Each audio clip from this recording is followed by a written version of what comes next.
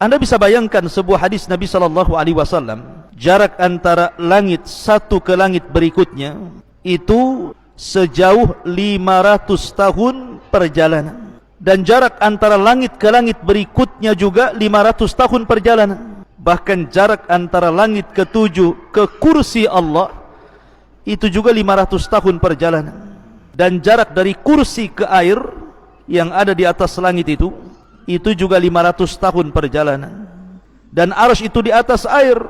Wallahu fawqal arsy, dan Allah di atas arsy. La yakhfa alaihi syai'un min a'malikum. Allah tidak mungkin tersembunyi sedikit pun dari amal-amal kalian. Berarti arsy Allah subhanahu wa ta'ala itu tinggi sekali, karena di atas air. Bumi, 7 lapis langit, kursi, air, arsy, dan tidak ada makhluk setelah Allah yang paling tinggi kecuali arsy Allah subhanahu wa ta'ala. Adapun besarnya, maka Nabi SAW dalam hadis Abu Dzar Al-Ghifari radhiyallahu anhu, dia pernah berkata, qultu ya Rasulullah, aku katakan ya Rasulullah, ayyuma anzala alaika a'zam, surat apa yang turun kepadamu yang paling mulia dalam Al-Quran ini? Maka Nabi SAW mengatakan ayatul kursi, ayat kursi.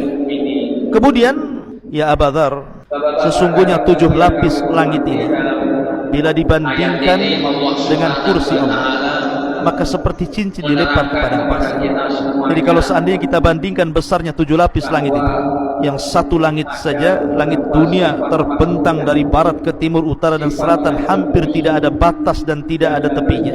Lah besarnya langit pertama digabungkan dengan langit kedua, digabungkan dengan langit ketiga, keempat, kelima, keenam sampai ketujuh, kemudian dibandingkan dengan besarnya kursi, maka Nabi SAW mengatakan 7 lapis langit itu ibarat cincin yang dilempar ke padang pasir, dan padang pasir itu kursinya Allah. Artinya bahwa kalau seandainya kursi Allah subhanahu wa ta'ala digabungkan dengan 7 lapis langit, kemudian dibandingkan dengan arsy Allah subhanahu wa ta'ala, maka seperti cincin dilempar ke padang pasir, cincinnya itu kursinya dan 7 lapis langit, adapun padang pasir itu arsy Allah subhanahu wa ta'ala.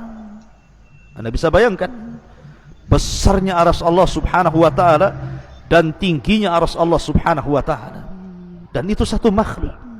Bagaimana dengan yang menciptakannya? Allahu Akbar. Allah lebih besar dibandingkan seluruh makhluknya.